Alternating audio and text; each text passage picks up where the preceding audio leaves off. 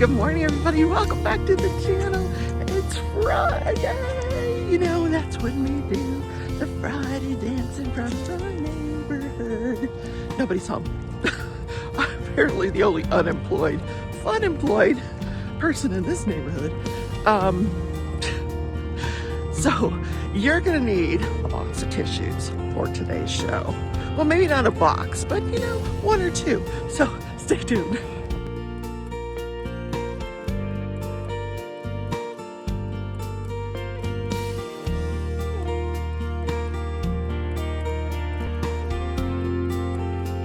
Crafting Journey here, that Journey Chick on Instagram, and the leftovers on my new YouTube channel. Well, not so new anymore. It's a couple months old now. Yeah, but doing very well. So check that out. Don't forget to hit the like button on your way out of the show today, or do it right now. Yeah, 1, 2, 3, boop. He really appreciates it. Yeah, I told you he's been depressed lately, but I'm telling him, hey, people are hitting the like button. He's okay. So, I'm going to turn the light back on here. And please consider subscribing. If you are already a subscriber and you're enjoying the content, consider sharing this with someone else. Did you go to the retreat with someone you think might enjoy listening to the content while they diamond paint or cross stitch or find their microphones? Happy Friday! Friday dance! I'm not getting out of my chair today. Hi, Judy! Chair today. Chair today. Okay. Nope. No hula dancing today. Yeah, it's getting warm again. What the heck? So, yeah, back into the 80s yesterday. Crazy weather. Just crazy weather. But this morning, you know, so I put on like a normal dress, and because it's going to be 80s again today.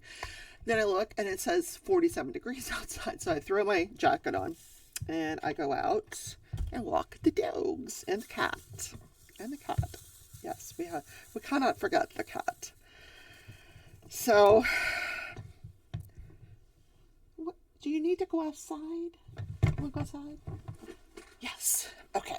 So she'll want back in a few minutes, so I'll have to go let her back in. Anyway, just part of the show. This is just me being me while I tell you about live trials. I'm still covering the Wagner case, George Wagner IV, and still covering the Darrell Brooks case. Darrell Brooks, sovereign citizen, not to be known by that name case. Yep, still covering it. But it's winding down. The Darrell Brooks case is winding down. The Wagner case just seems like it's going to go on and on and on and on and on. Yeah, they're in their third week, still putting on prosecution witnesses. It's very multi-layered. So let me tell you a little bit about what's happening in the George Wagner case. George Wagner, just to give you a brief overview of what's happening, is charged. George Wagner IV is charged with 8 murders, members of the Roden family, that he assisted his brother, mother, and father planning these murders, allegedly, and then carrying them out.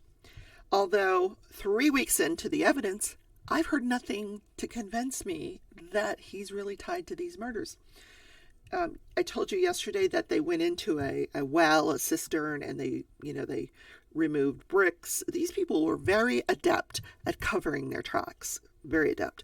So they removed these bricks. They found what purported to be a homemade silencer. Now, no way to tie that back to George Wagner, except that at one time he lived on the property. There was, there's so many different properties involved. I thought it was like one property that they moved away from and moved back. No, they had one property where they burned down their home, and then they moved to another property, and then they moved to Alaska, and then they came back and they moved to a different property. And one of the properties was owned by Jake and George. One was owned by their grandfather, and one was owned by their grandmother. Like, it's just mind-boggling. Like, how much property the Wagners owned in this community. So, and it came out yesterday on the stand that they actually had a trailer underground. They dug a hole and put a trailer underground. And the defense insinuated on cross-examination that that trailer was used by Billy Wagner, the father, George the Third, because he was a doomsday hoarder. He would put like food and clothing and stuff down there in case the end of the world was coming. Crazy. So, also on cross-examination of yesterday's witness, or the witness from the day before, who talked about there being a charge on George's credit card, his Cabela's credit card, for a bug detector, so they could detect if they were being spied on. While, yes, that charge was on his account, there was no actual proof that he actually made that purchase. Like, I guess, I don't know if they went back to where it was purchased and tried to find video footage and couldn't find any. I don't know.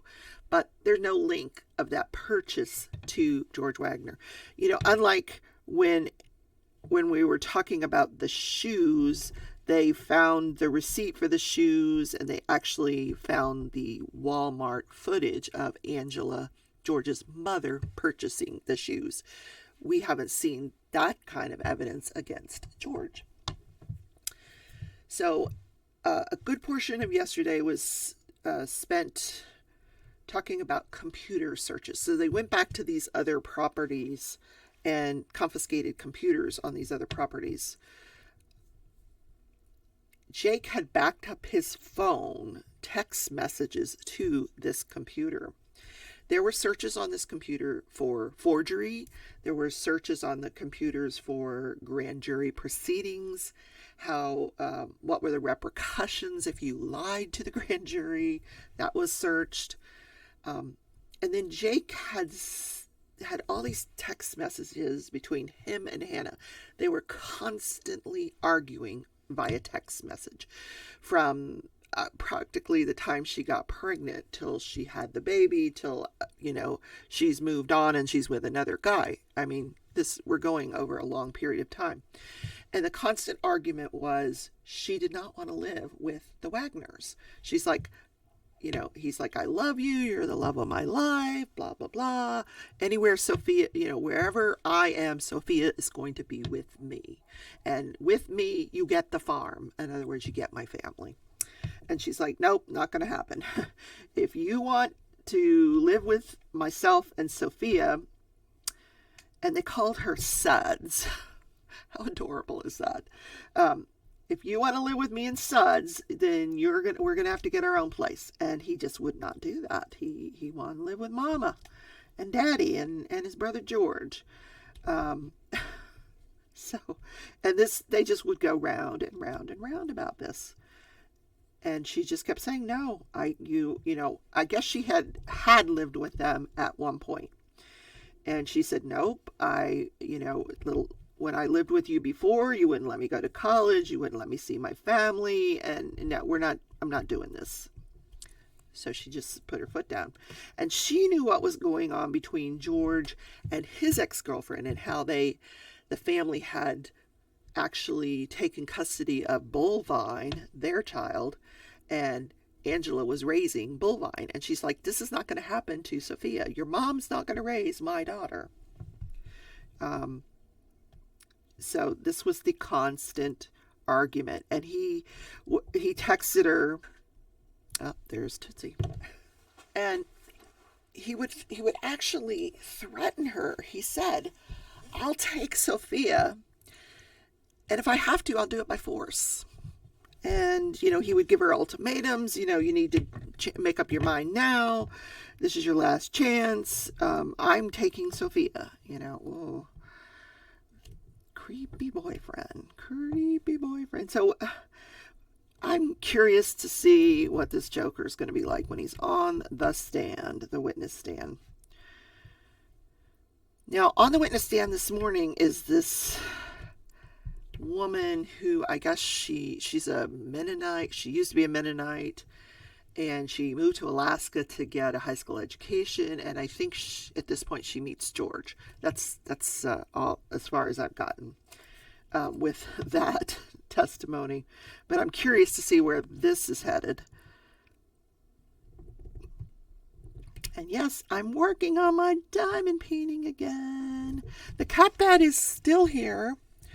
I haven't finished it because every time I go to work on it, Stitch would come lay in it. He actually, after the show yesterday, laid in it, fell sound asleep while I did all my editing.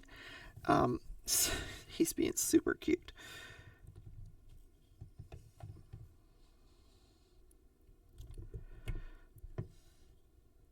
And then last night I was playing Disney's Dreamlight Valley, streaming it, and he was sitting here in his little cat bed. So I just left it here. I do need to finish it up though. Now somebody asked me, what size hook was I using for that? The thing about this hook is I know it's really large, but there's no label on it about what size I bought. So let me see if we can figure this out. I'm sure that we can. All I know is you need a really large hook. I'm going to say this is an N hook, like a 10. But I could be wrong. I could be. This is an 11. And it looks, yeah, I'm going to say this is a 10 or an 11.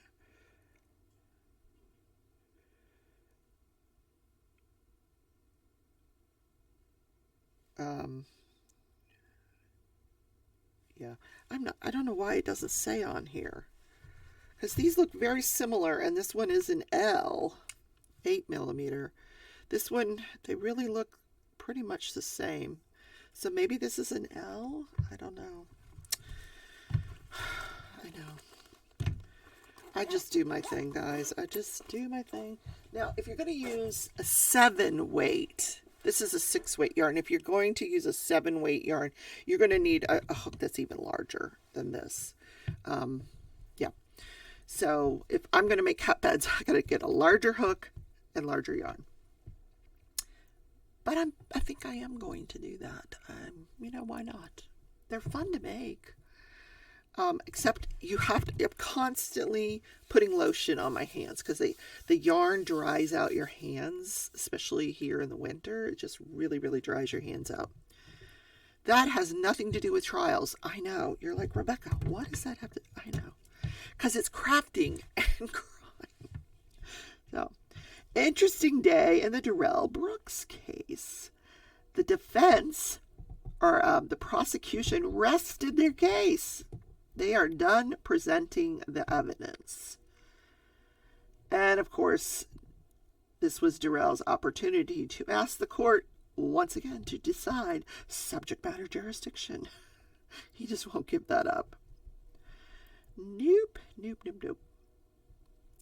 And he kept arguing with the judge yesterday, and she was asking him to sit down, and he said, I will not sit down. I'm a grown man, and I don't want to sit down. And, man, she has got some major patience with this guy. So he is now presenting his case, but he did an opening statement. And I think a lot of what he's doing with defending himself is very manipulative. I think he's a very smart man. And I'm not sure if what you're going to see on this film is a manipulation, but it got me. By the end, I was like, ooh, are those tears? Yeah, tears coming out of my eyes. I'm curious to know if there, you know, I'd love to hear from someone that was in that courtroom how the jury reacted to this opening statement. Here it is. Obviously, I don't have any rehearsed or well-prepared speech, so I'm just going to speak from the heart.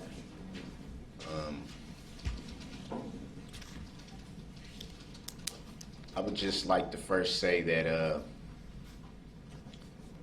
I want to bring to remembrance something I think everyone in this room has been taught pretty much as far back as we can remember, is that there's always two sides to every story.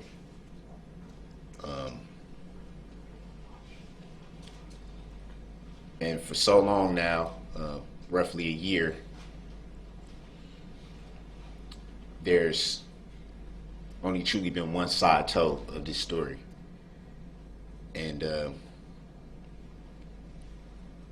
I've sat back and watched from countless narratives that's been put out there, the way this incident has been portrayed at times, and finally everyone getting a chance to get the full story.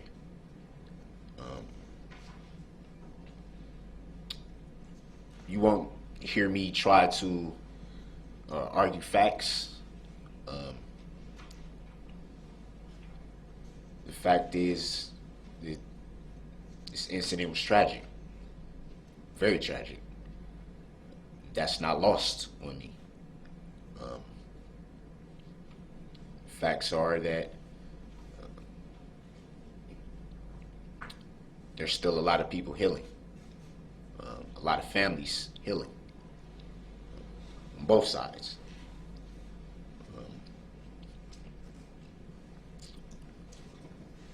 And when I'm confident that the evidence will show, sorry, I'm getting a little emotional. When I'm confident that the evidence will show is that this incident was not planned.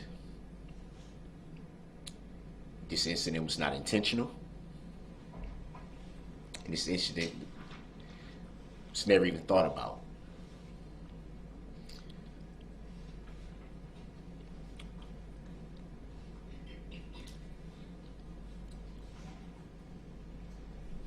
It's easy to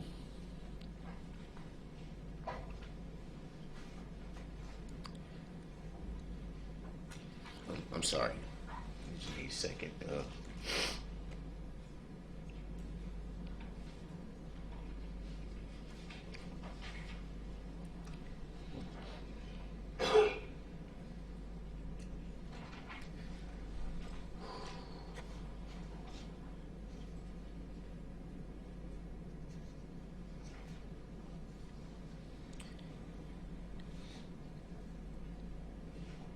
I think it's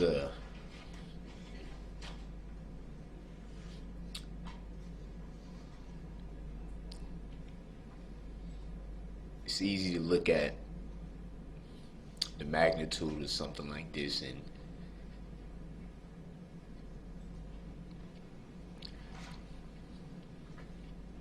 form opinions.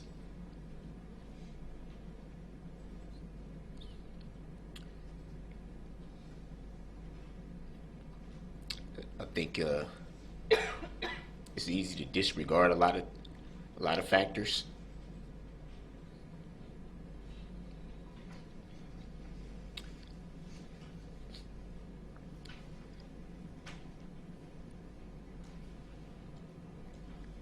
And I think in reference to what I stated earlier, it's easy to forget the other side of the coin.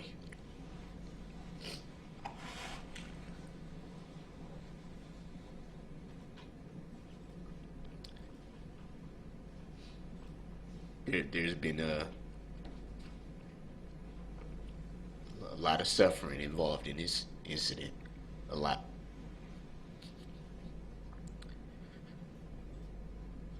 Obviously,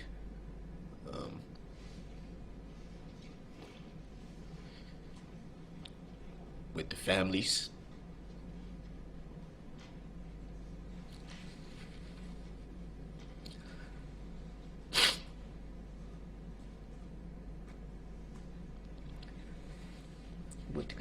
community.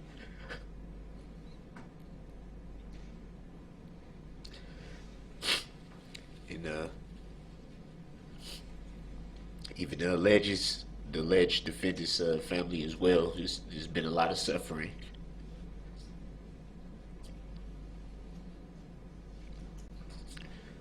A lot of misunderstanding.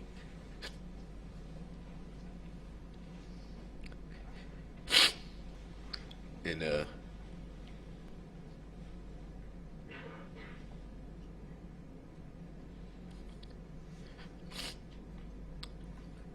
I just want you to keep in mind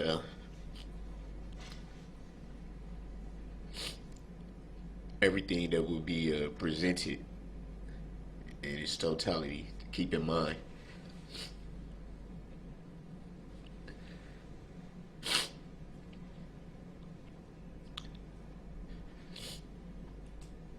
The power that you have.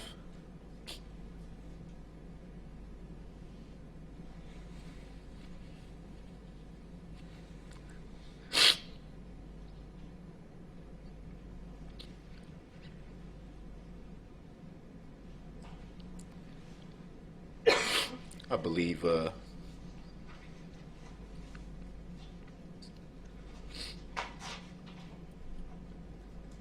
that shouldn't escape your knowledge.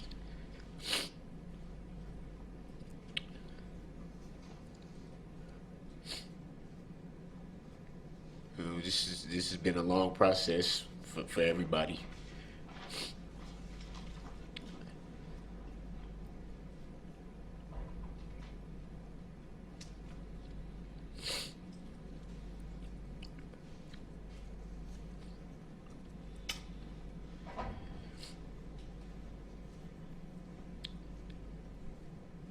And what I believe is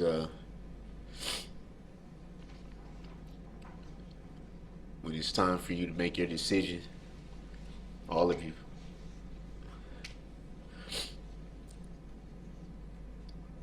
I believe that, and I pray that it's the right decision.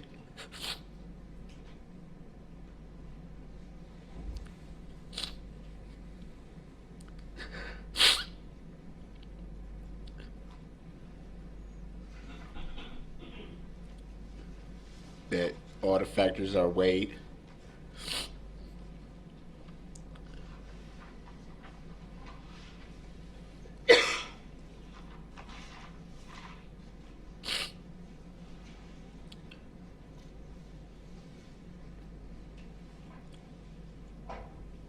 There's been a lot of words thrown out there about the alleged.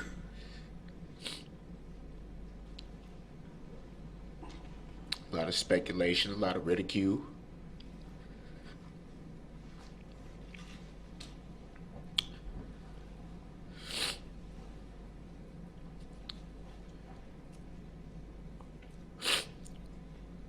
Words like demon. Words like monster.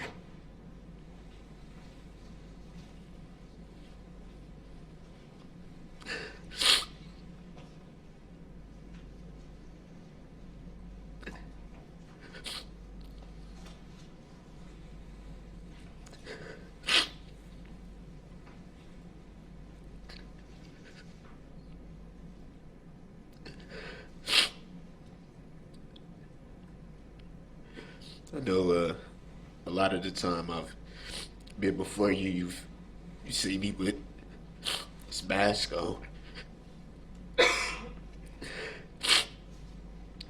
I've had my reasons for that.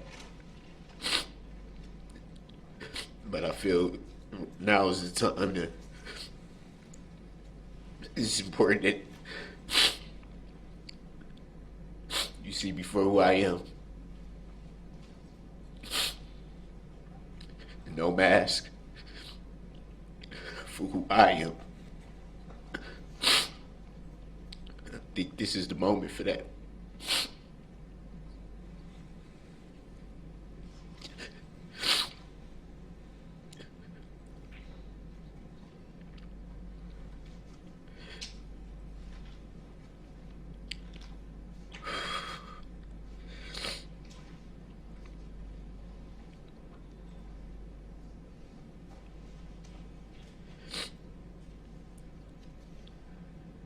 I pray that your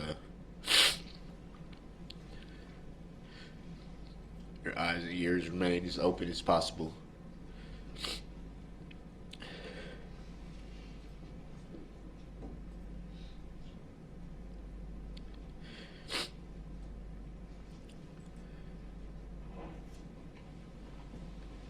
And understand that you alone decide this case, this matter.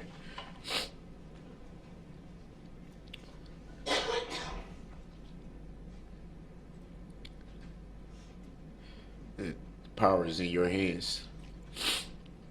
All of you.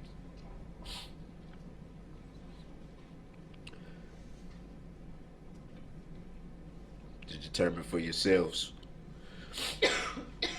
what truth is. Thank you. Thank you, sir.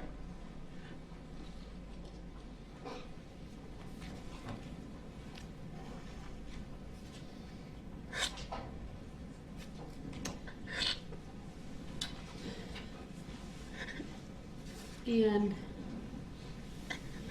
do we have their writing materials available? All right. Thank you.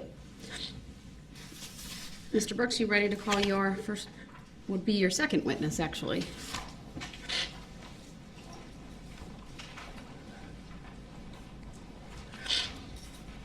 You need a minute?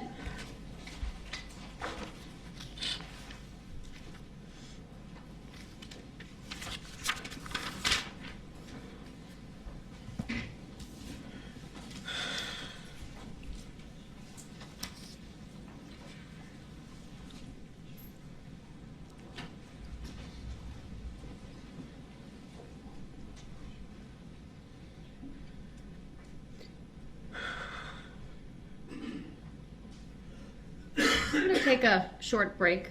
I'll rise for the jury, please. We'll be with you shortly. Are you? Did you need a tissue? Yeah. You know, I've been waiting for him to express some remorse of some kind for what he did. Now, I'm not sure that this was it. I think it's his acknowledgement that it happened. He keeps referring to his side of the story. This vehicle was tested. There was nothing malfunctioning on this vehicle. The brakes weren't malfunctioning. The horn worked. We know that he honked the horn. We know that people saw brake lights. So what is his side of the story? What, he kept saying there's two sides to every story. What side could you possibly have that would excuse what you did? I can't even fathom what that would be. I want to like this guy. I really do. But then I think, here's what you did.